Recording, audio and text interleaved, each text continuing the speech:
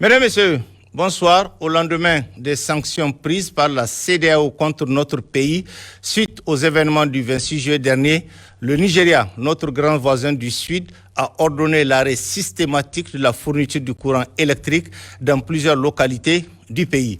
Et depuis quelques jours, plusieurs villes et villages du Niger font face à un délestage sauvage du courant électrique où l'électricité reste fondamentale pour mener à bien les tâches quotidiennes.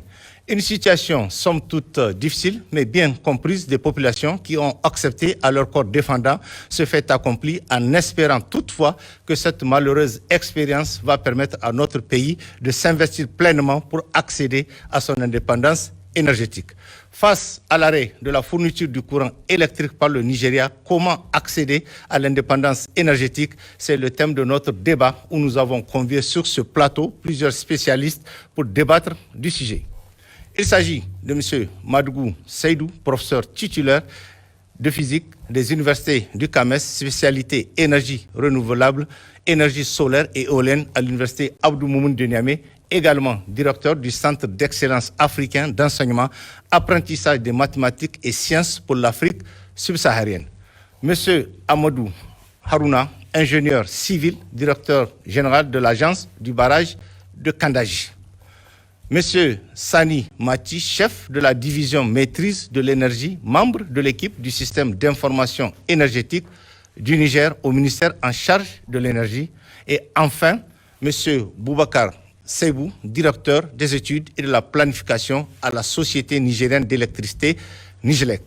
Chers invités, bonsoir et merci d'avoir accepté notre invitation où nous allons parler de la dépendance de notre pays en matière d'énergie qui fait énormément débat suite à la suspension par la NEPA de la fourniture du courant électrique à notre pays. Nous verrons quelles sont les solutions qu'il faut envisager pour permettre au Niger de sortir de cette dépendance énergétique à court, moyen et long terme.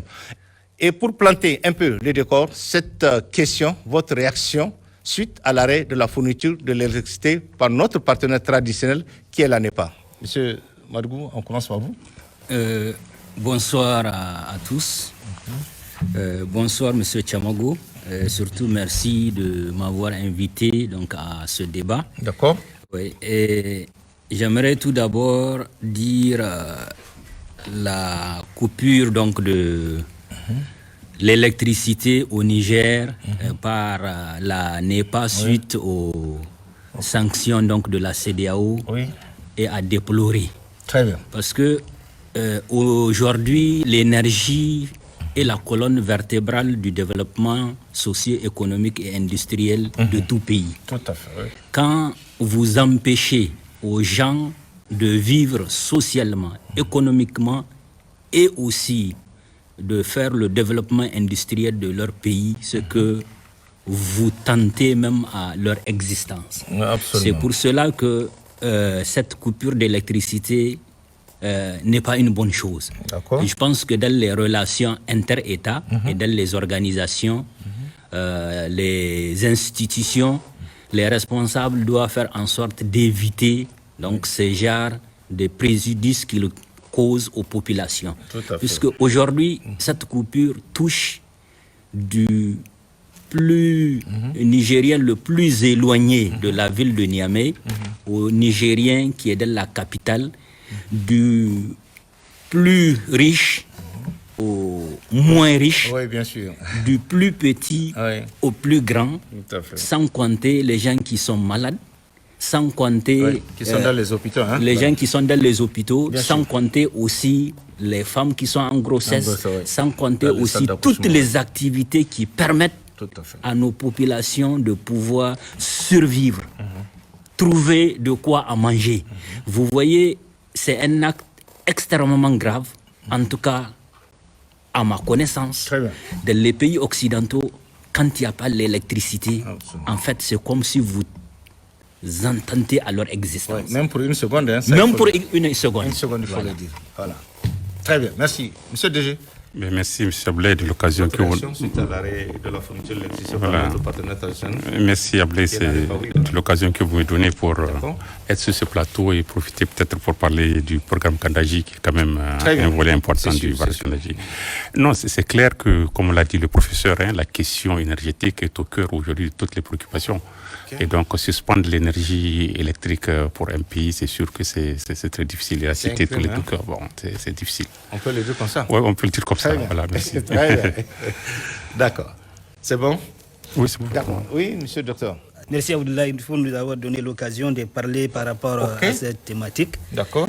Bon, effectivement, même nous, la situation nous a pris de court parce que depuis 1972, la signature du premier contrat d'approvisionnement entre la NEPA d'antan et la Nigélec, à aujourd'hui, il y a eu 4 contrats successifs. Vous parlez de 1972. 1972. Ce contrat date de 1972. Non. En fait, le contrat est renouvelé. Voilà, je l'explique.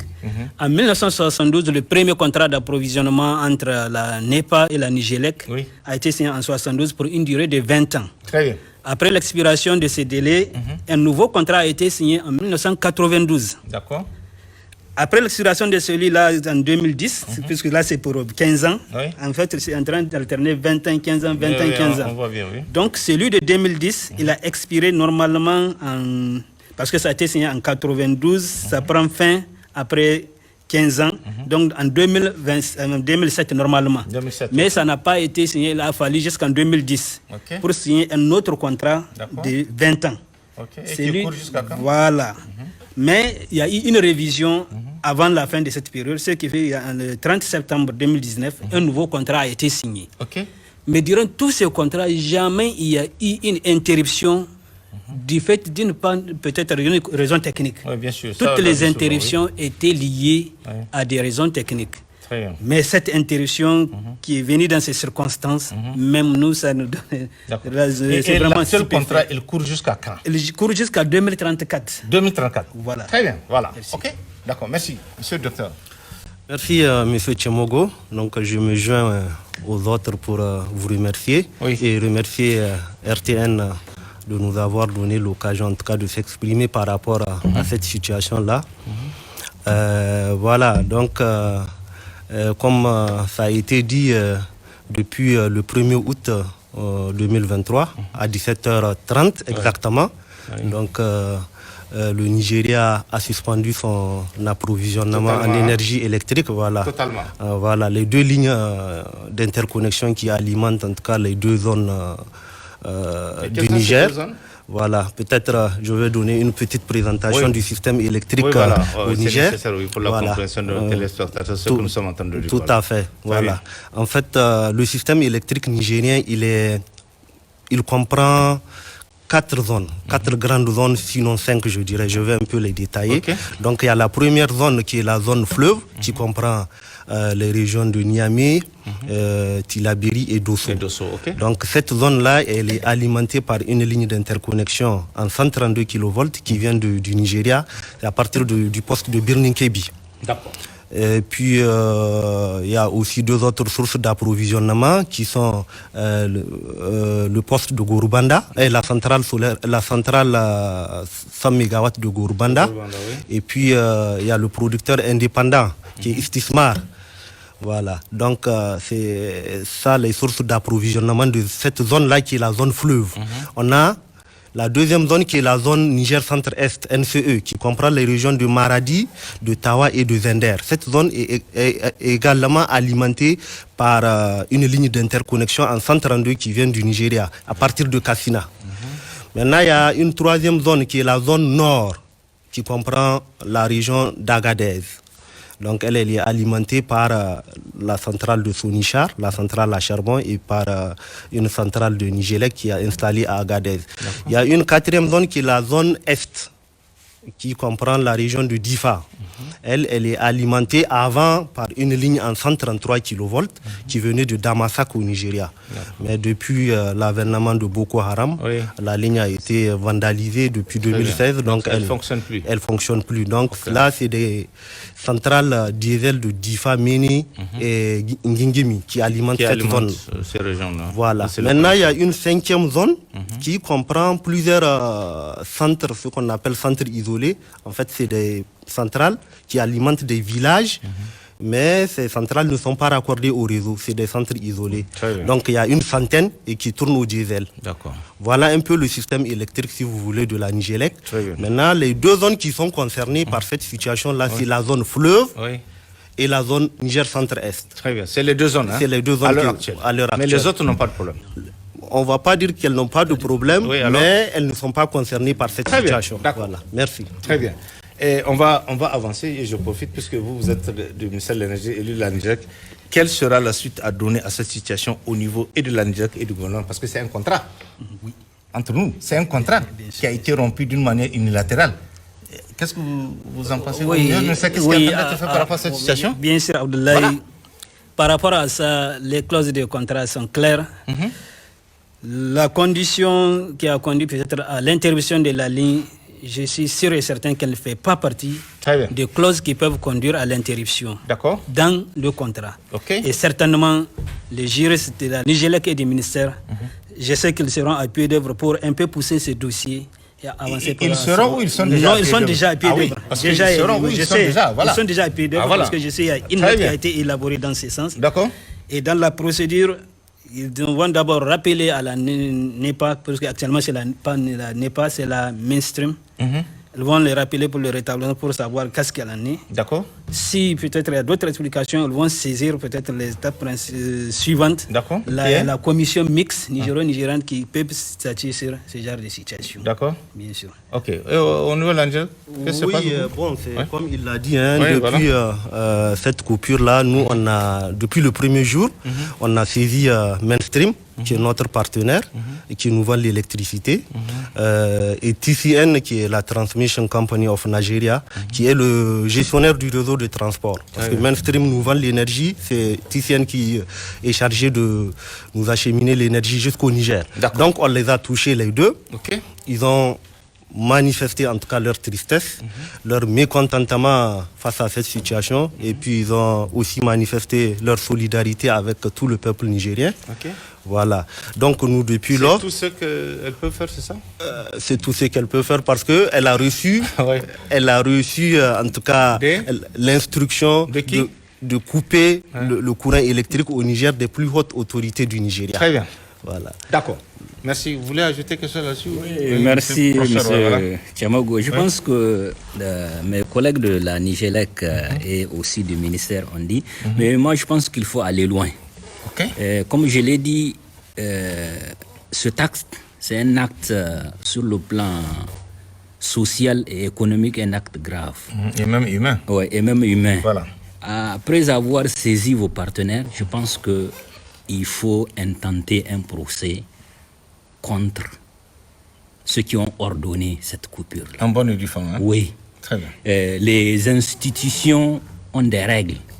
Un contrat, c'est un contrat. Dans les dispositions d'un contrat, il est dit, si vous voulez, les dispositions où on peut interrompre. Ça là, ça ne fait pas partie. Du moment où ça ne fait pas partie, vous pouvez saisir le tribunal de la CEDEAO pour dénoncer et demander immédiatement le rétablissement du courant électrique et les dommages et intérêts. Il y a aussi le tribunal international de commerce. Les contrats sont régis. Je pense qu'on ne doit pas croiser les bras pour dire que c'est les plus hautes autorités. Même les plus hautes autorités, s'ils commettent un acte grave, sûr, parce qu'il y a des textes il faut dénoncer et il faut les poursuivre. D'accord. Le Niger a respecté ses engagements. La Nigélec, à travers la Nigélec et le ministère, je pense qu'il n'est pas question de suivre les sentiments des autres ailleurs pour venir faire du mal à un pays. Non. Donc je pense qu'il faut aller loin, il ne faut pas s'arrêter là. Et la justice est la justice. Ouais. Sur le plan international, je pense qu'on va nous donner raison. Ok. Et quand vous voyez l'actualité, on est en train de nous donner raison. Ouais, un peu partout, hein, ça Voilà. c'est sûr. Merci. Très bien. Vous allez ajouter quelque chose, M. Dijon? Bon, pas grand-chose pour ne pas répéter ce que les uns et les autres ont dit. Très bien. C'est un contrat, on le respecte, il y a des règles, c'est bien défini comment on met en œuvre un contrat, Voilà. quelles sont les dispositions pertinentes du contrat qui permettent de régler les différends, la résiliation est bien définie, comment elle peut intervenir. En tout cas, c'est un contrat et il y a des règles. Je pense que c'est bien défini dans le contrat. Et un contrat reste un contrat. Voilà, c'est ça. Très bien. Merci. On va avancer. Depuis l'arrêt de la fourniture d'électricité par la NEPA, les populations vivent une situation de délestage qu'elles ont finalement acceptée et même tolérée pour la première fois. Vous comprenez un peu ce geste de nos concitoyens pour ça? Parce que c'est la première fois, hein, parce que Oui. les gens ont accepté. Je pense que, Voilà. oui, je comprends parfaitement et je salue le peuple nigérien Très bien. qui a montré à travers ce acte le nationalisme Voilà. et Le patriotisme le aussi. patriotisme et la volonté de la souveraineté de l'État nigérien. D'accord. Je pense que s'ils pensent que c'est à travers ça qu'ils vont continuer Oui. à dominer, à faire soumettre le peuple nigérien à des actes qui ne sont pas dignes, Oui. parce que ça, ce n'est pas digne, je pense qu'on peut aller loin. Très bien. Et les Nigériens sont capables d'aller loin. D'accord. Et là, c'est un acte qu'ils ont montré Oui. à la communauté internationale et à la CEDEAO en particulier Ok. qu'on peut aller au-delà. Très bien. Et le Niger va trouver des solutions à ça. Et il va rester debout. Oui, Inch'Allah. Merci. Monsieur? Oui, enfin, je voudrais juste dire que c'est clair que le constat aujourd'hui, c'est que, en tout cas, les populations arrivent à supporter. Ah oui? Il y a une certaine résilience parce qu'à l'époque, quand c'était la Nigélec, là, on l'entendait partout. on vit avec. Aujourd'hui, on sent que bon, les gens arrivent à supporter ça. Et Oui. bon, ça a eu quand même le mérite, il faut le dire, Très bien. de réveiller le patriotisme Oui, et puis les gens des populations. Et puis bon, en tout cas, actuellement, on ne sent pas. Oui. Les gens ne se plaignent pas, ils s'adaptent. Très bien. Ils s'adaptent, bon, pourvu qu'on puisse tirer les leçons et qu'on regarde. Absolument. Et c'est ça l'objet de notre débat. On va arriver tout de suite. Voilà. Oui? Oui, pour un peu encore ajouter par rapport à ce que les autres ont aussi dit, malgré l'impact, parce qu'il faut rappeler quand même, la fourniture venant du Nigeria représente à peu près 70% de l'approvisionnement en énergie électrique. Voilà, c'est Donc beaucoup, hein. l'impact vraiment c'est très sensible, on sent ça, mais quand même la population arrive à consentir ça. Oui. Malgré tout ce qui a été affecté comme les activités économiques Bien sûr, et bien tout ce qui s'ensuit. D'accord. Et là, j'espère que, bien que, par exemple, quand vous prenez depuis 2010 à aujourd'hui, l'importation, bon, elle connaît vraiment une petite réduction, mais ce n'est pas trop significatif. Par exemple, en 2010, ça représente 84,92% de la consommation nationale. En 2015, elle équivaut à 76,37%. Jusqu'à aujourd'hui, là, elle est à 70%. Donc, Alors, il y a eu des efforts. oui, il y a eu des efforts. Il y a eu des qui ont été efforts faits, quand c'est même ça. qui sont en train d'être faits Très bien. et qui continuent à être faits. Ok. Oui. On verra plus On tard. verra. Très bien. Oui, monsieur le docteur. Ok, pour un peu revenir... Comprenez-vous la réaction des citoyens? Parce qu'avant, hein, quand vous coupez tout le monde, hein, vous avez des problèmes. Les gens se plaignent beaucoup, les gens insultent et tout, mais aujourd'hui, ce n'est plus le cas. Oui, bien sûr, merci. Très bien. Pour un peu revenir par rapport à ce que le professeur avait dit par rapport au contrat, je vais dire que, en fait, nous, on a un contrat commercial avec Mainstream. Ok. Mais il y a des accords entre les deux États. Très bien. Donc, je pense que on doit se mettre ensemble, l'État et la Nigélec, pour en tout cas aller vers les juridictions, comme vous l'avez dit. Mais c'est vraiment, comme je l'ai dit, il y a d'abord des accords entre les deux États. C'est ces accords-là qu'il faut regarder d'abord. Ok. Voilà. Maintenant, par rapport aux citoyens, c'est vrai. Accepter le fait accompli. Nous-mêmes, c'est une surprise pour nous. Voilà. Très bien. Ah, vous êtes surpris, hein? On est surpris en tout cas. Mais ce qu'il faut dire, c'est qu'on a senti que les Nigériens sont vraiment déterminés et il y a le patriotisme que les gens ont mis devant. Donc c'est pourquoi ils comprennent en tout cas la situation. Ils ont sans doute écouté l'appel du CNSP. Tout à fait. Voilà, par rapport à la situation. Voilà. Très bien. J'allais dire Gourou-Banza qu'on disait à un moment. On va en arriver au Gourou-Banza, oui. Est devenu vraiment Gourou-Banda. Maintenant Gourou-Banza c'est devenu vraiment Gourou-Banda. Voilà, parce que si on n'avait pas Gourou-Banda, là, ça va être, la situation allait être catastrophique. D'accord. Voilà. Aujourd'hui, tout à l'heure, mon collègue du ministère de l'énergie l'a dit, en tout cas, l'énergie provenant du Nigeria représente environ 70% Oui. de notre consommation. Mais ça, c'est en énergie, c'est pas en capacité. Très bien. Voilà, c'est en énergie. En capacité, Et si c'est vous quoi la voulez, différence? l'énergie, vous prenez la puissance, vous prenez par exemple la puissance d'un mégawatt, vous multipliez par 1 heure. Ok. Donc là, vous avez 1 mégawatt pendant 1 heure. Ok. Donc ça devient mégawattheure. Très bien. Voilà. En matière de capacité, on va dire que nous arrivons à assurer jusqu'à 2 tiers, on va dire, de la demande. Maintenant, c'est au niveau de l'énergie. Quand on a la ligne du Nigeria, on la privilégie parce qu'elle nous coûte moins cher. Voilà. Donc la nuit, par exemple, quand il n'y a pas beaucoup de consommation, c'est cette ligne-là qu'on utilise. Du Nigeria. Du Nigeria. Ok. Mais on met en réserve froide nos centrales. Très bien. Parce qu'elles sont coûteuses. Oui. Donc c'est un peu ça, c'est pourquoi vous voyez, on parle de l'approvisionnement en énergie électrique du Nigeria représente 70%. Ouais, ça c'est en énergie. D'accord. Mais quand on regarde dans les faits, maintenant on ne le sent pas. Parce qu'on arrive à couvrir, en tout cas pour la zone fleuve, jusqu'à 70% de la demande. D'accord. Merci. On va maintenant rentrer vraiment dans le débat. Face à cette situation, comment s'y prendre pour régler de manière concrète notre dépendance énergétique? Professeur. Oui, je pense que on rentre profondément dans le débat. Voilà. Et je pense que les solutions existent. Ok. Oui. Pour répondre à cette question qui est une question fondamentale, et peut-être il faut faire un peu un regard d'une manière générale sur le potentiel, les ressources énergétiques du Niger.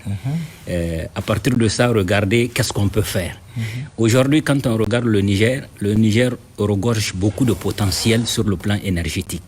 On peut partir des sources d'énergie fossiles aux sources d'énergie fissile. Je reviendrai là-dessus. Aux sources d'énergie renouvelables. D'accord. Oui. Quand on parle des sources d'énergie fossiles, nous avons le charbon, nous avons le pétrole, nous avons le gaz. Oui. Et quand on sait le potentiel qui existe au Niger, c'est beaucoup. Ok. À partir de sources d'énergie fissile, c'est l'uranium. Aujourd'hui, il fait partie de l'enjeu stratégique sur lequel les gens sont en train de se battre. Oui. Sur le plan des énergies renouvelables, nous avons l'hydroélectricité. Le DG du barrage de Kandaji est là. Nous avons aussi le solaire. Nous avons l'éolien. Maintenant, comment faire? C'est de faire le mix énergétique. De toutes ces sources-là et de regarder de manière intelligente.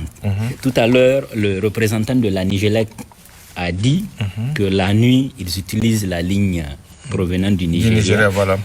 Ils mettent en source froide leur centrale. Dans la journée, ils mettent en œuvre tout ce qu'il faut.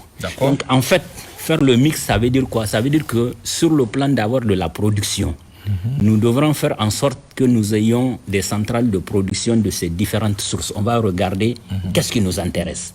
Et surtout, le débat, c'est l'indépendance énergétique. Bien sûr. Qui dit indépendance énergétique, ça veut dire que vous arrivez à satisfaire votre besoin sans pour autant faire appel aux autres. C'est ça. Or, quand on regarde sur le plan combustible, nous avons tout. Ça veut dire quoi? Je veux regarder, j'ai du charbon, j'ai du pétrole, j'ai du gaz. Je peux faire des centrales à charbon, à gaz, qui peuvent satisfaire mon besoin, mais aussi j'ai du nucléaire. Aujourd'hui, vous avez des petites centrales nucléaires mobiles, transportables, qui peuvent être mises sur pied en moins d'1 an. En moins d'1 an? Oui, en moins d'1 an. Les Russes exploitent. C'est des conteneurs qu'on vous amène. C'est des conteneurs d'une longueur de 150 mètres et qui sont modulables.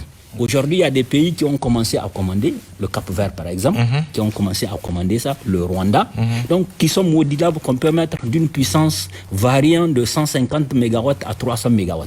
Aujourd'hui, même le barrage de Kandaji, c'est 130 MW. Si on a 300 MW, on peut s'en passer du Nigeria.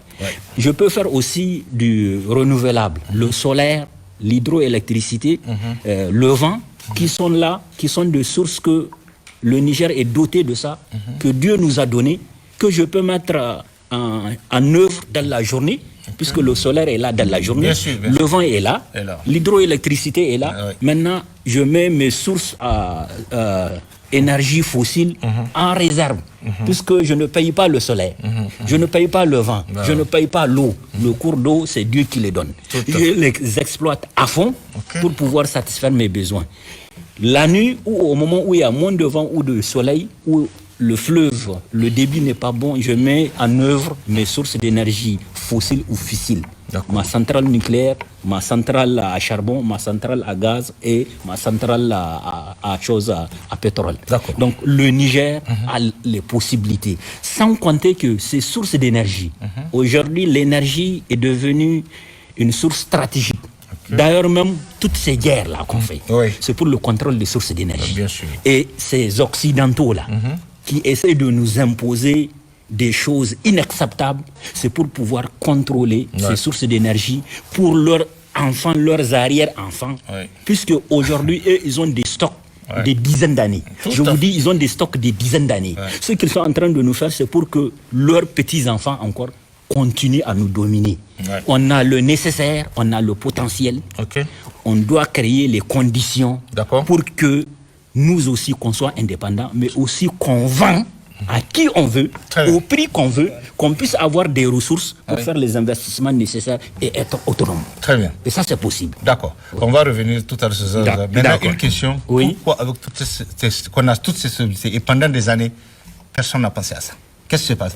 Parce que si cela est possible, pourquoi on n'a pas réglé ça depuis? Les gens ont traîné les pieds jusqu'aujourd'hui où on est tombé dans cette situation. Avec toutes ces solutions qu'on peut faire, les gens sont restés comme tous les gouvernements ou tous les gens qui sont sécurité. Et pourquoi on n'y avait pas pensé, selon vous? Oui, en fait, c'est la question souvent que les gens me posent. Je dis c'est un choix stratégique réservé aux gouvernants. C'est les Donc gouvernants. Ces gouvernants-là, ils ont choisi que le Nigeria de faire des contrats. Oui, c'est les gouvernants. Peut-être ils se sont trompés, mais aussi peut-être c'est à leur limite. Qu'est-ce que j'appelle à leur limite? Aujourd'hui, pour faire une centrale nucléaire, le Niger a le combustible. Mais on va nous faire du chantage. Celui qui gouverne là, s'il sait que derrière, il n'a pas une assurance pour des gens qui vont le défendre pour qu'il reste face à la menace de l'autre là, il va céder. Donc nous aussi, Nigériens, nous aussi le peuple, on a notre responsabilité pour soutenir nos gouvernants, pour qu'ils se sentent en sécurité et indépendants pour qu'ils puissent bien décider.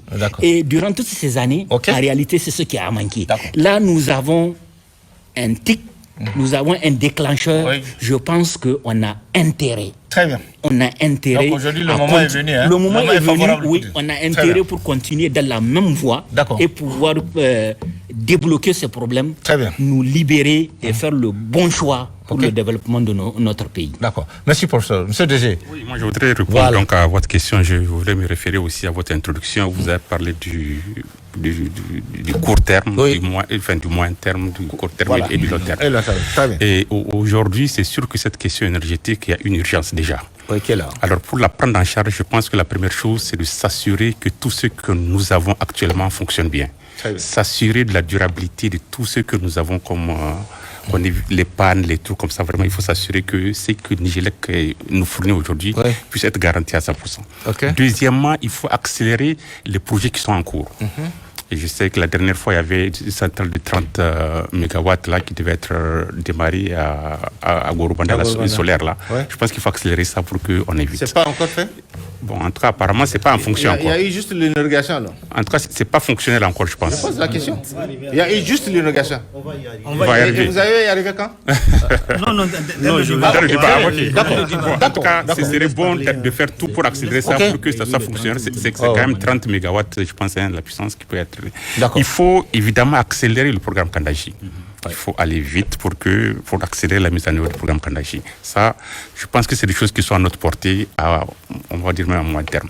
Il faut certainement maintenant, dans le moyen terme, la question solaire, je pense qu'on n'a pas de choix que d'aller vers le solaire et mettre l'accent vraiment pour le solaire. Et enfin, c'est qui est l'énergie renouvelable. Je vais revenir d'ailleurs un peu sur cette question de l'énergie renouvelable. En plus du solaire, je pense qu'il y a des possibilités encore en hydroélectricité. Okay. Voilà, peut-être le directeur, le représentant du ministère va le dire. Il y a des possibilités. Faire Kandaji, tirer les leçons de Kandaji, et il y a des possibilités de faire d'autres barrages sur le fleuve Niger et sur ses affluents. Très bien. En tout cas, les études ont montré qu'on peut aller jusqu'à 280 quelque chose de mégawatts qu'on peut avoir sur ça. Donc c'est possible. Et ça, c'est à notre portée. Je pense qu'il faut y aller. Rapidement. Il faut aller rapidement. Maintenant, je voudrais revenir sur le programme Kandaji pour pouvoir éclairer un peu les gens. Voilà. Parce que d'abord, il faut rappeler que le programme Kandaji est articulé autour de 3 objectifs essentiellement. Le premier objectif, c'est la sauvegarde de l'écosystème du fleuve Niger. Les gens l'oublient, on veut avoir un débit d'étiage de 120 mètres cubes secondes à Niamey. Parce qu'il y a des périodes de l'année où vous pouvez traverser le fleuve à pied. Bien sûr. Quand le barrage est fait, il n'y aura plus ce problème-là. Et quand vous prenez toute la ville de Niamey, pour l'essentiel, les besoins en eau sont pris au niveau de ce fleuve-là. Donc le barrage va faire ça et il va sauvegarder tout l'écosystème du fleuve Niger. Deuxième objectif du barrage Kandaji, c'est l'accès à l'eau pour le développement hydroagricole. Normalement, on devait pouvoir avoir les moyens de réaliser, en tout cas à moyen terme, 45 000 hectares. Ça va nous permettre de prendre en charge la question, en tout cas de la sécurité alimentaire et autres là. Et renforcer aussi, maintenant l'un des objectifs, c'est renforcer les capacités de production d'énergie. À ce niveau, je voulais faire un tout petit rappel parce qu'initialement, le projet Kandaji, il date des années 70. Tout à l'heure, on a parlé de 72 quand la convention a été signée avec le Niger. La première convention qui a été signée. Voilà. Et il faut se rappeler que c'est sur le fleuve Niger. C'est le barrage de Kanji, c'est un barrage hydroélectrique. Nous sommes en amont de Kanji. Et donc, il y a une convention quand même entre le Niger et le Nigeria pour pouvoir bien l'exploiter. C'est la même chose pour le barrage de Kandaji. Aujourd'hui, quand vous prenez, parce que la question de l'eau, on l'a rappelé tout à l'heure, est une question extrêmement importante.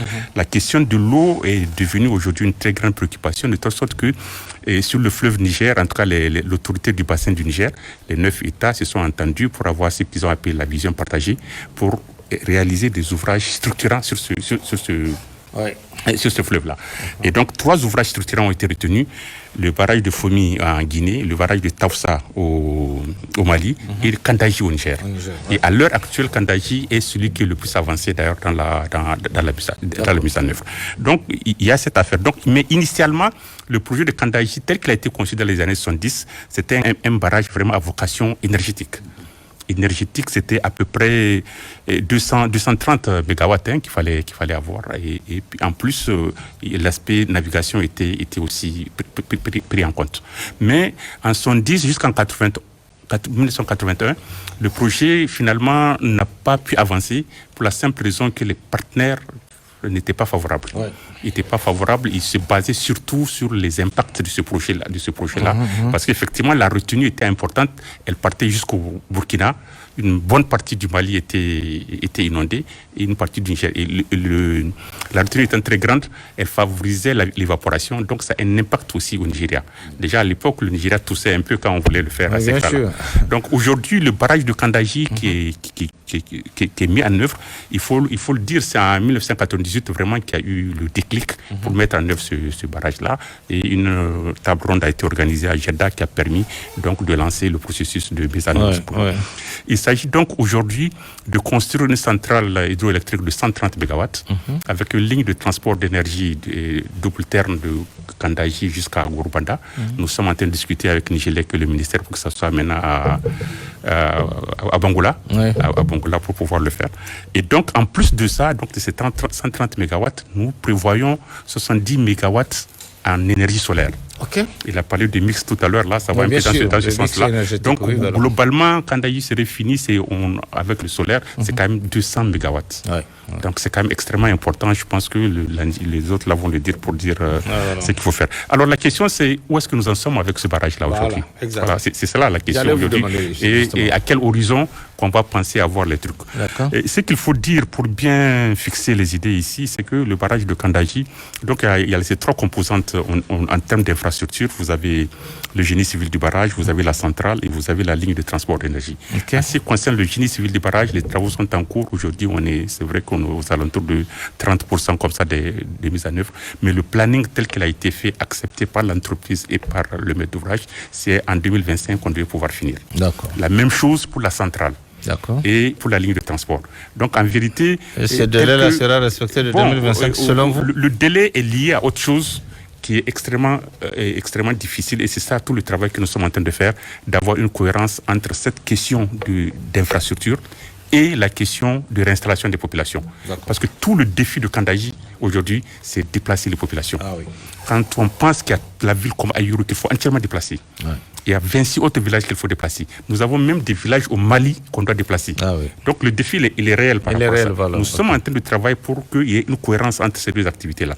Parce que le plus dur, c'est de finir les travaux d'infrastructure, et puis on ne peut pas mettre sous eau parce que les populations sont là. Bien sûr. Donc nous travaillons à ça aujourd'hui pour pouvoir optimiser. D'accord.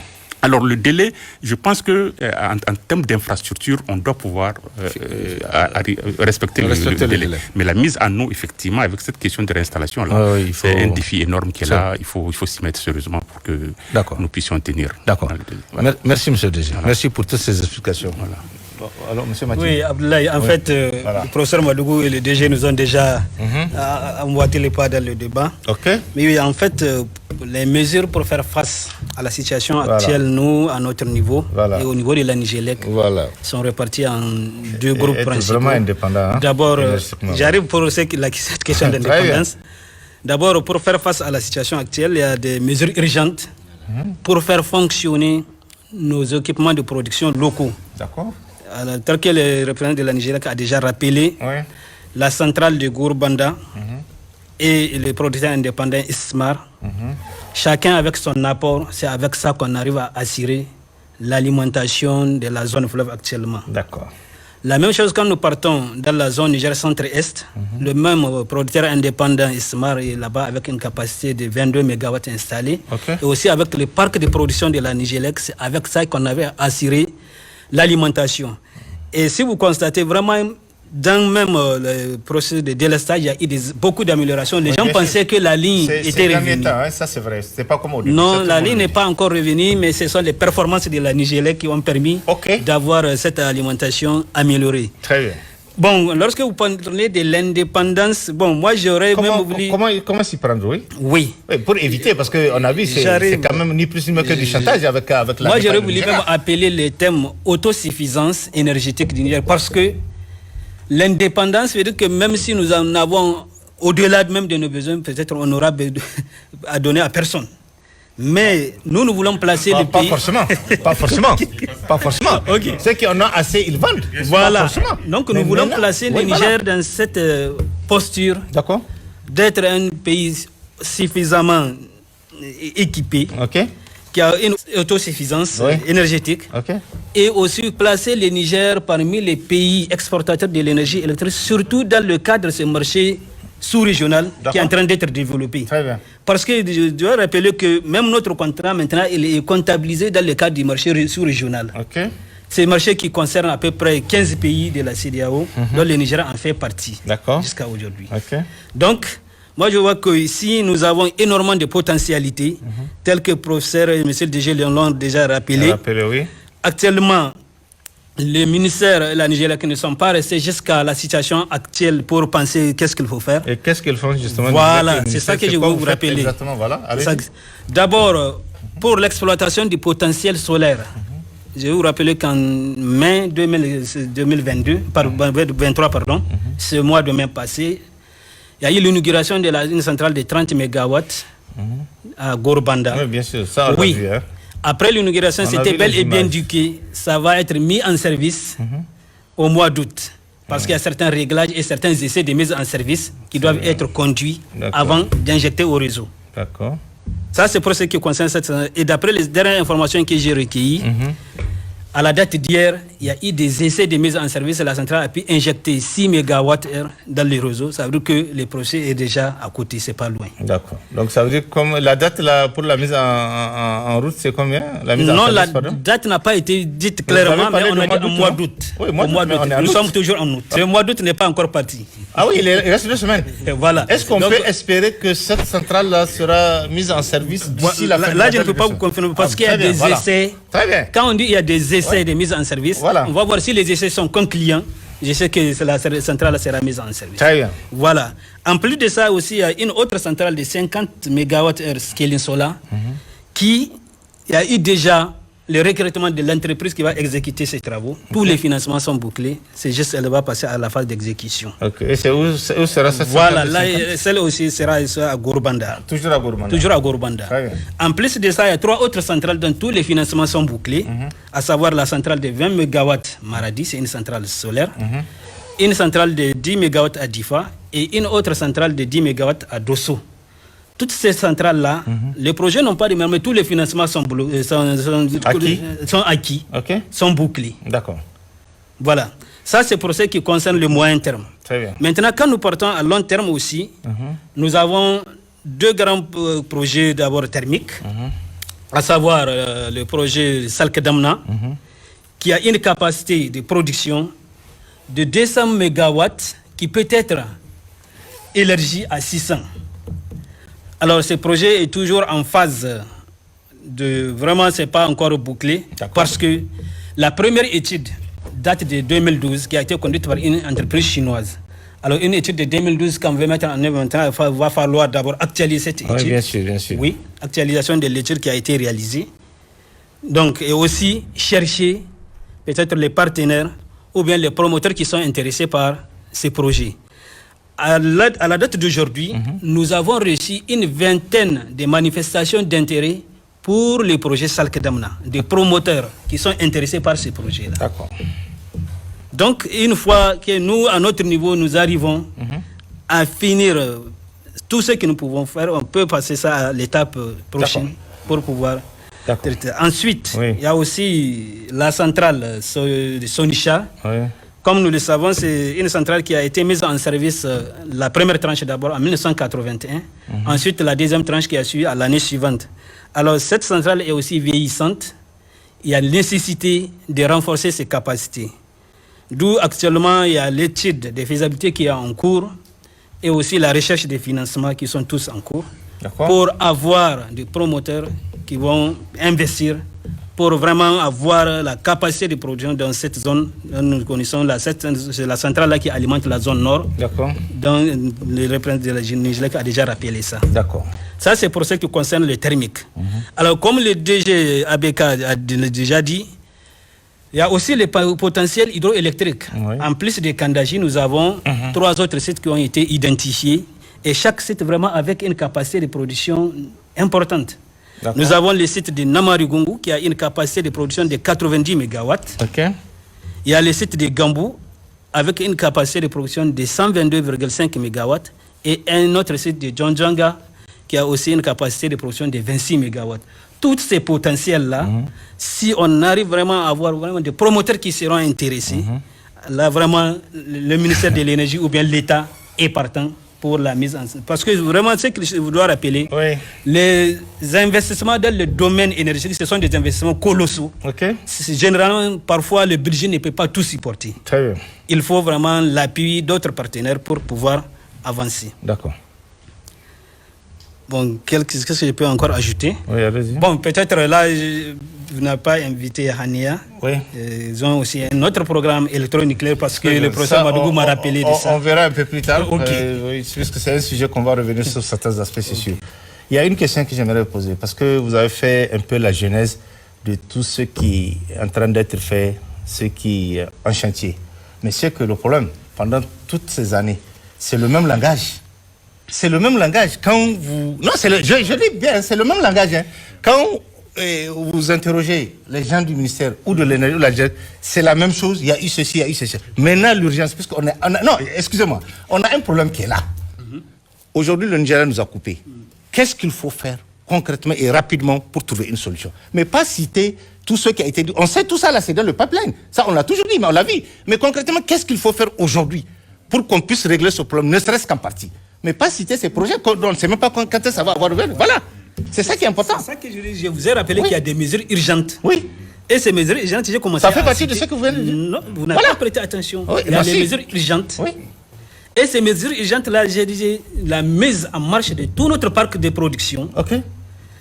En quoi consiste sa mise en marche? Voilà. S'il y a des équipements qui sont en panne, de les dépanner. Oui. Maintenant, moi je dis, hein, on est d'accord sur ce que vous avez dit. Maintenant, ces mesures urgentes. Oui, d'accord. Des mesures urgentes qui sont là pour parer à cette situation qu'on vit maintenant. Voilà. Maintenant, pour revenir sur le thème du débat, puisqu'on est en train de parler d'indépendance énergétique, qu'est-ce qu'il faut faire à moyen terme rapide? Parce que lui, le professeur a dit tout à l'heure, en un an, la centrale nucléaire là peut marcher. Modulable. Alors, qu'est-ce qu'il faut faire? Au moins, en un an, il a dit ça. On l'a écouté.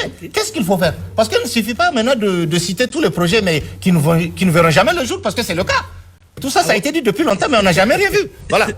Qu'est-ce qu'on peut faire? Ah oui, bien sûr. Mais actuellement, tout ce qu'on peut faire, c'est la mise en exploitation du potentiel tel que ça a été dit. Mais vous dites encore, qu'est-ce qu'il peut faire encore? Oui, mais pour régler cette question de dépendance énergétique, qu'est-ce qu'il faut faire? Dans au niveau de lancée, l'énergie, c'est quoi concrètement l'idée aujourd'hui? C'est dans cette lancée, le ministère de l'Énergie, en plus des projets d'énergie solaire, dont certains sont déjà en cours d'exécution, que j'ai bien de rappeler tout de suite, nous avons aussi ces projets thermiques. Très bien. Donc je vous ai dit, il y a des promoteurs qui sont mais qui vont voir le jour quand? C'est ça qui intéresse les gens. Mais qui vont voir le jour quand? Mais qui vont voir le jour quand? Je ne peux pas vous donner des dates comme ça. Donc voilà. Donc il n'y a pas de solution. On a compris. Il n'y a pas de solution. Ah ça je sais pas. On y va. Oui. Vous savez, ah oui. Voilà. Très bien. Vous patientez, après vous allez prendre la parole. Voilà. Oui. Vous savez, la vérité, toutes nos politiques, depuis l'indépendance jusqu'à aujourd'hui, nous ont été quelque part dictées. Ah oui. C'est ça la vérité. Donc, on ne peut pas comprendre qu'un pays normal, qui dépose de tous les trucs-là, n'a pas pu, depuis tout ce temps-là, pouvoir mettre l'accent sur la question importante de l'énergie. Donc, c'est sûr qu'il va falloir. Tout à l'heure, quand il parlait de Salkadamna, mais vous savez comment ça se passe aujourd'hui sur le plan international. Les bailleurs de fonds ne veulent pas entendre parler du charbon. Donc là, il nous revient à nous de prendre notre destin en main et puis de pouvoir avancer sur cette question du charbon. Ils ont pollué comme ils veulent. Maintenant, ils nous empêchent d'avancer alors qu'on ne pollue rien. Donc c'est ça les questions de fond. Voilà. Monsieur le docteur, qu'est-ce que vous allez dire? En fait, ce qu'il faut dire, on a un contrat avec une entreprise française qui est en train de faire les travaux. Et elle est partie. L'entreprise est partie. Et dans les mesures urgentes, nous avons dit qu'on va tout faire pour mettre cette centrale-là en service, malgré que l'entreprise n'est pas là. Et ça, là, on est en train de collaborer ensemble à distance avec l'entreprise parce qu'il y a aussi une partie de l'équipe de l'entreprise qui est là. Tous ceux qui sont ressortissants de la sous-région et les Nigériens, eux, ils sont là. Donc nous continuons à travailler avec eux et d'ici la fin du mois d'août, en tout cas, on envisage mettre cette centrale-là, au moins, même si c'est à moitié, on va la mettre en service. Donc ça fait partie des mesures vraiment urgentes. Sinon, on allait rester les bras croisés pour attendre jusqu'à ce que l'entreprise et ça, on n'a pas cet ajustement. Et à Gorubanda, il y a la centrale 100 MW de Gorubanda. Il y a le 5e groupe qui est en cours d'installation également. Donc ce 5e groupe-là, ce qu'il faut dire, on a pratiquement fini l'installation. On était sur les tests, sur les essais de mise en service quand cet événement-là est arrivé. Et là également, l'entreprise a quitté. Encore. Ils ont quitté. Mais là aussi, c'est des Français, c'est ça? Oui, c'est des Français. Mais là, malheureusement, en fait, c'est un sous-traitant. Sinon, on a un contrat avec un Libanais, c'est une entreprise libanaise, mais le sous-traitant, c'est un Français. C'est tout comme, hein? Voilà. Et puis, il faut toujours aller avec le fabricant. C'est eux qui sont fabricants du groupe électrogène. Donc, il faut faire la mise en service avec eux. Là, on peut vraiment pas toucher. Il faut qu'ils reviennent parce que c'est un groupe qui est sous garantie. Tout est sous garantie. Mais on continue les discussions pour que dès que la situation se stabilise, le monsieur va revenir, l'équipe va revenir pour qu'on continue le test de mise en service. D'accord. Donc ça vraiment, ça fait partie des mesures urgentes. Très bien. Et d'ailleurs, même dans les mesures urgentes, peut-être ce qu'il a oublié de dire, à un moment, on avait des difficultés d'intrants. Que ce soit pour la centrale de Gorubanda et pour la centrale Istisma. Et quel genre d'intrants? Que ce soit le lubrifiant, le lubrifiant qui vient de l'extérieur, qui était bloqué au port de Cotonou. il a fallu que nos frères du Burkina, en tout cas, nous aident à avoir ce lubrifiant-là. Donc, avec en tout cas la très bonne collaboration des autorités actuelles. Des nouvelles autorités. Voilà. Donc, c'est eux qui ont tout fait pour transporter l'huile, pour nous amener l'huile. Donc, c'est avec ça qu'on est en train de faire tourner ces centrales-là, que ce soit la centrale de Gorubanda et la centrale de Istekmar. Donc, ça fait vraiment partie des mesures urgentes. Voilà. Maintenant, comme il l'a dit, le pipeline des projets qu'il a dit, c'est des projets où vraiment, cette fois-ci, on a les financements. C'est ce qu'il faut dire. Quand vous prenez le scaling solar, en fait, ce n'est pas un projet qui est financé par un bailleur, mais c'est un bailleur qui nous facilite la réalisation de ce projet-là. À travers le programme Scaling Solar, où on va installer 50 MW sur le plateau de Gorubanda. L'entreprise vraiment a été recrutée. On n'a pas encore signé les contrats. Et nous espérons que, une fois qu'on signe ces contrats-là, d'ici 2025 ou plus tard, la centrale-là va être mise en marche. D'ici 2025. Voilà. Très bien. Maintenant, en dehors de ça, il y a un autre projet que nous appelons projet Rana. Dans ce projet-là, il y a 3 centrales solaires qui sont prévues. Il y a la centrale, comme il l'a dit, de Maradi, 20 MW crête, à Dosso 10 MW crête, et à Difa 10 MW crête également. Ces conventions-là sont signées. Nous sommes même en train de préparer les DAO pour lancer les appels d'offres. Donc ça, vraiment, c'est des projets qui sont sûrs. Très bien. Voilà, il y a une visibilité et nous pensons que... c'est la BAD. Et nous pensons que d'ici 2025-2026, ces centrales-là vont être mises en service également. D'accord. Voilà. Et en ce moment, on aura au moins réglé notre consommation nationale. Je ne sais pas, je pose la question. Ça va diminuer la dépendance. D'accord. Et aussi, ce qu'il faut dire, c'est que le solaire, il y a l'intermittence du soleil. Oui, bien sûr. En journée, on peut consommer. Mais la nuit, on n'a pas la possibilité, à moins qu'on installe des batteries de stockage. Et là, quand on va installer ces batteries de stockage, il faut dire que ça va renchérir le prix. Donc, tous ces aspects-là doivent être regardés, en fait, pour faire ces investissements-là. D'accord. Maintenant, qu'est-ce qu'il faut faire, peut-être, à long terme, à court et long terme? Oui, bien sûr. À moyen et long terme? Moi, je dirais, nous comptons beaucoup sur la centrale à charbon de Salkadamna. Il faut qu'on fasse tout pour que d'ici 2030, cette centrale-là soit fonctionnelle. Ça, c'est une proposition concrète. On a également le barrage de Kandaji. Très bien. Le barrage de Kandaji, monsieur le DG l'a dit. Pour l'achever. Voilà, il faut tout faire pour, en tout cas, maintenir le taux d'exécution de ces travaux ou l'accélérer même pour que vraiment cette centrale-là arrive à voir le jour le plus rapidement possible. En tout cas, si on a ces 2 centrales-là, on peut dire Alhamdulillah. Très bien. Voilà. Et aussi, c'est vrai, on parle toujours de la production nationale. Il faut aussi regarder quand même l'extérieur. Aujourd'hui, nous avons l'Algérie qui nous fait frontalier. Bien sûr. Voilà. Donc, il faut aussi regarder la possibilité de faire une ligne d'interconnexion avec l'Algérie. À partir de Tamaracet ou bien à partir de Adrar, il faut faire une ligne d'interconnexion. Là également, c'est des réflexions que les gens doivent faire. On doit mener ces réflexions-là pour voir dans quelle mesure, en tout cas, on peut faire cette ligne d'interconnexion. Vous savez, la coupure de nos lignes d'électricité par le Nigeria est un mauvais signal pour le marché d'électricité unifié que la CEDEAO est en train de mettre en place. Parce qu'il y a un marché régional qui est là en cours. Il a dit, Mathilde l'a dit tout à l'heure. Et là, si pour des raisons politiques ou bien une autre raison qu'on ne peut pas connaître, les États se mettent à couper l'électricité aux populations, là je dirais que c'est comme s'ils sont en train de nous dire de ne pas faire confiance à tous ces projets-là que la CEDEAO est en train de développer. Très bien. Il y a un plan directeur de la CEDEAO qui a été signé à Abuja par les chefs d'État et de gouvernement. C'était lors de la 54e réunion ordinaire de la conférence des chefs d'État. Et il y avait un plan directeur. Dans ce plan directeur-là, il y a tous ces projets prioritaires. Au Niger, nous avons la centrale de Salkadamna à 200 MW. Nous avons un autre projet de parc solaire à vocation régionale de 150 MW crête. Il figure dans ce plan directeur-là de la CEDEAO. Mais il y a des pays où ils n'ont pas de projet pour produire de l'électricité. Ça veut dire que ces pays-là, voilà, ils comptent sur l'interconnexion. Ils comptent par exemple sur la centrale de Salkadamna, le parc solaire à vocation régionale du Niger, pour satisfaire le besoin de leur pays.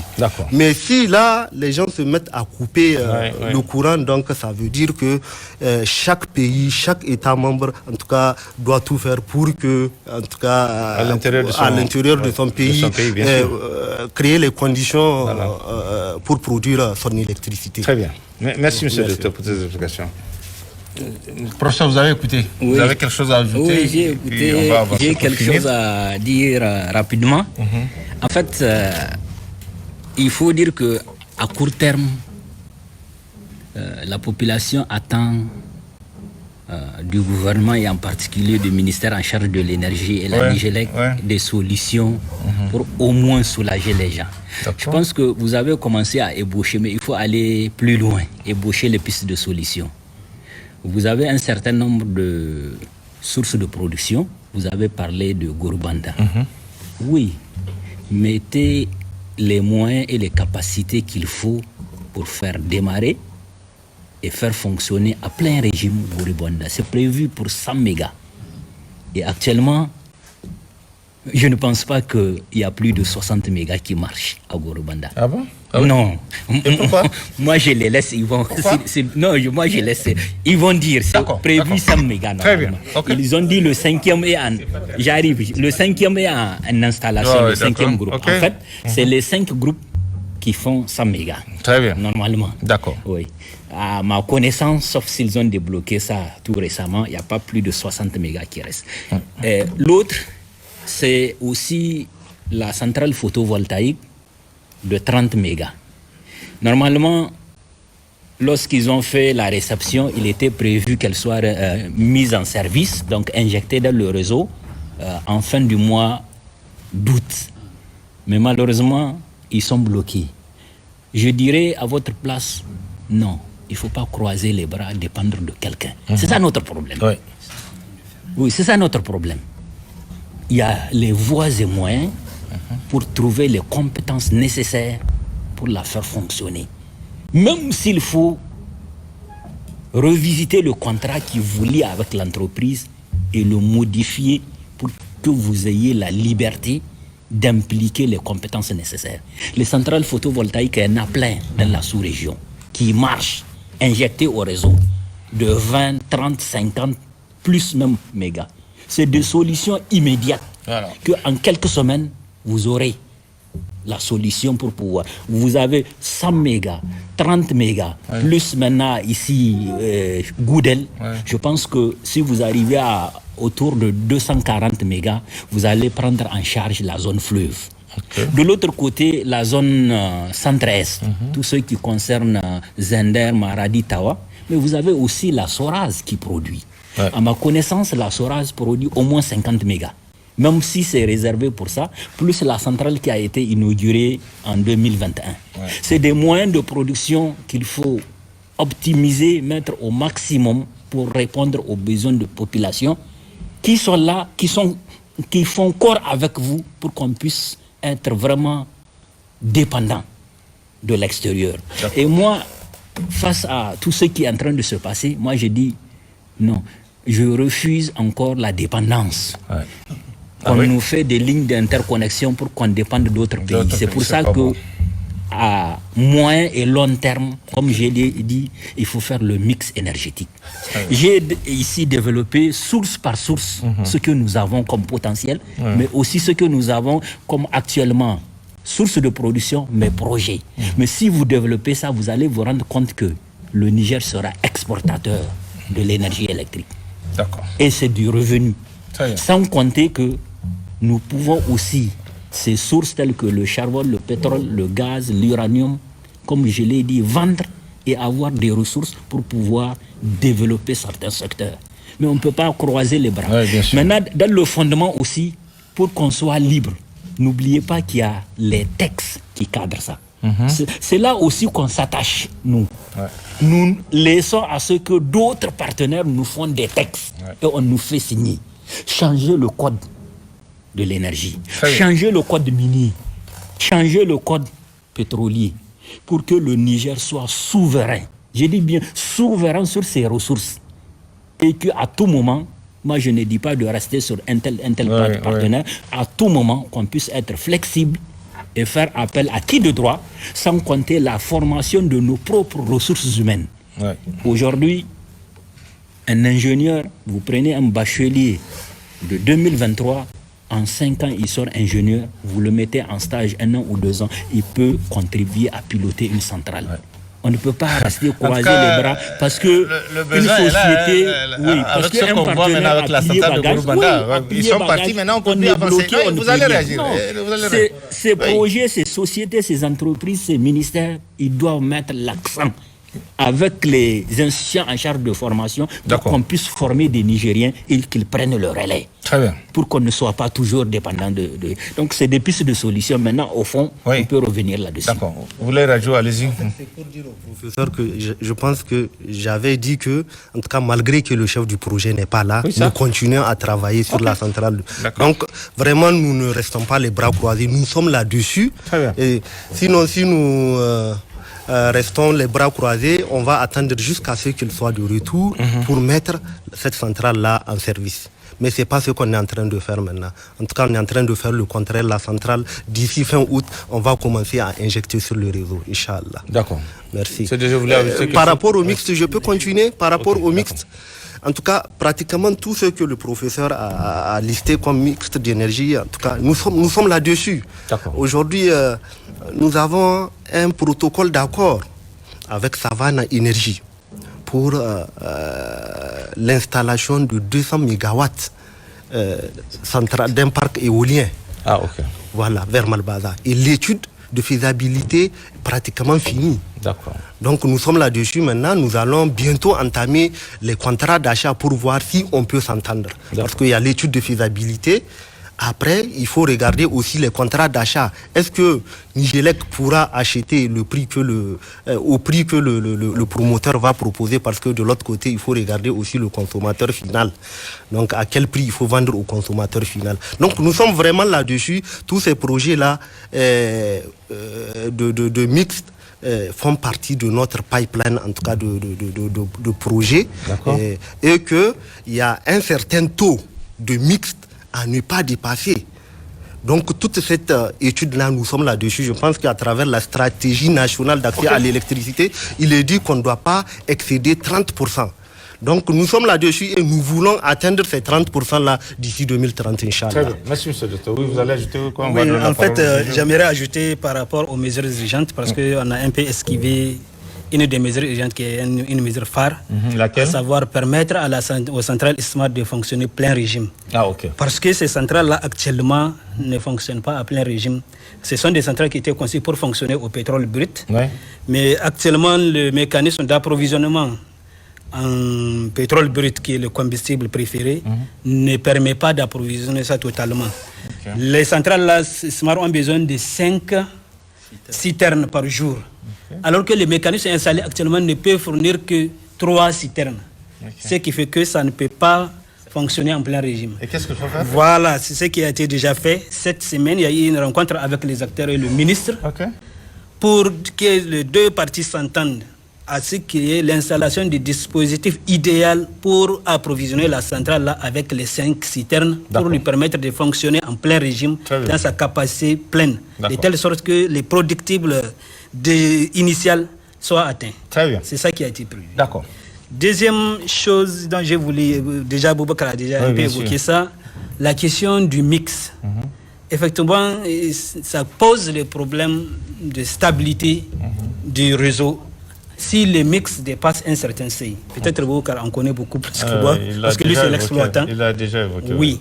Donc ce seuil, en même temps qu'on investisse dans les énergies renouvelables qui sont des sources, nous savons, intermittentes, mais aussi on est un peu regardant sur ce côté de stabilité du système. Voilà en fait là aussi que je voulais ajouter. D'accord, merci. Monsieur, je voulais...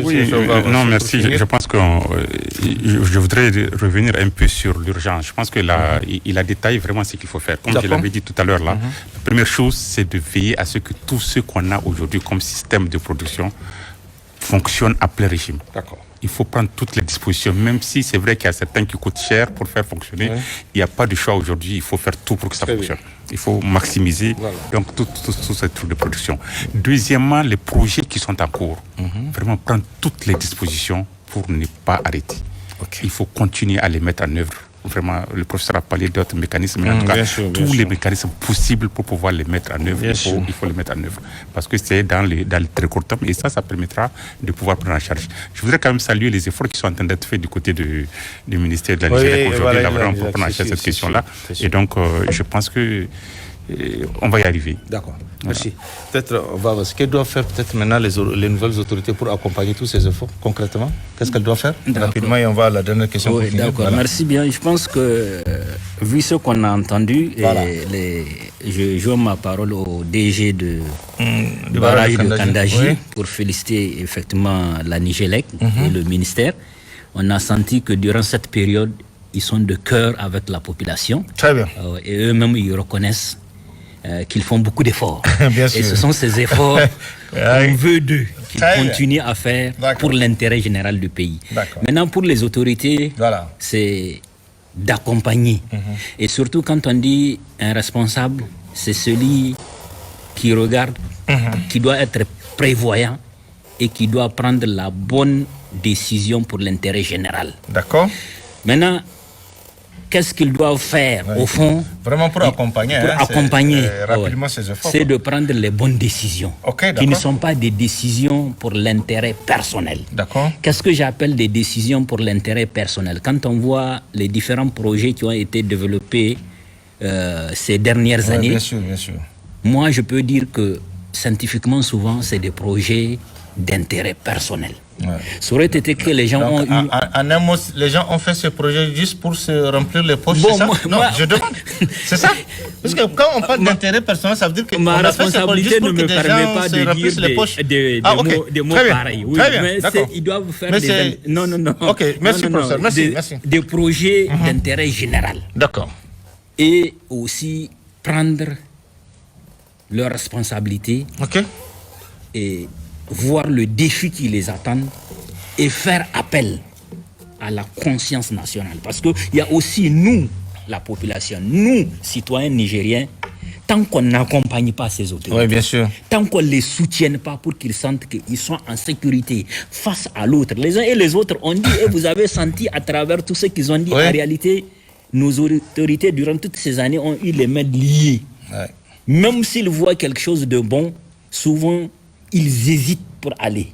C'est cette hésitation. Pour ne pas compromettre certains intérêts. Exactement. C'est cette hésitation que nous devrons les aider à arrêter et à faire le bon choix. D'accord. Le bon choix qui bénéficie au Niger et qui sera pérenne. Très bien.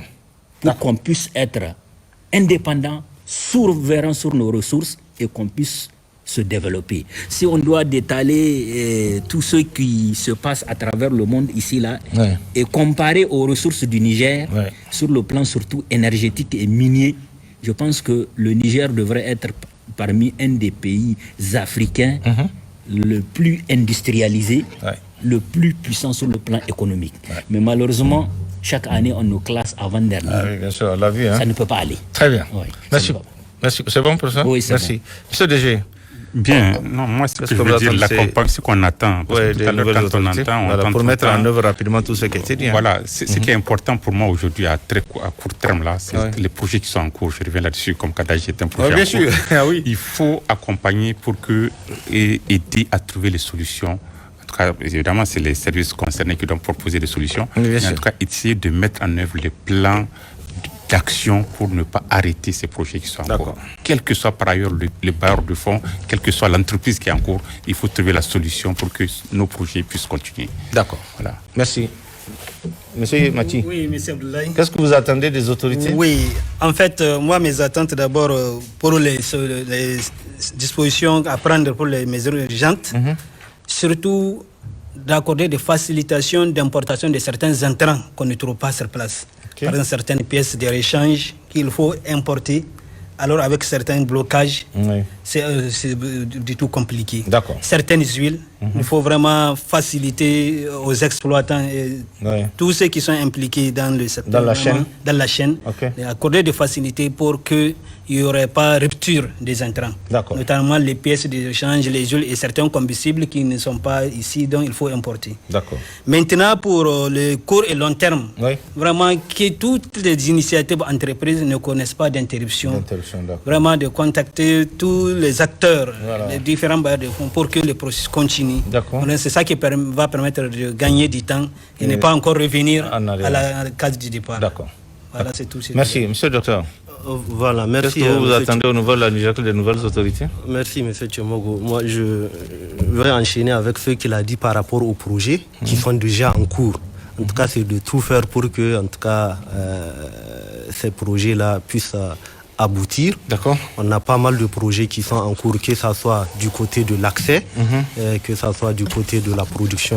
Donc on a beaucoup de projets, on a vraiment un pipeline, j'aime ce mot-là, de projets qui est, et que nous souhaitons que, en tout cas, le rythme qu'on a pris puisse en tout cas aller jusqu'au bout.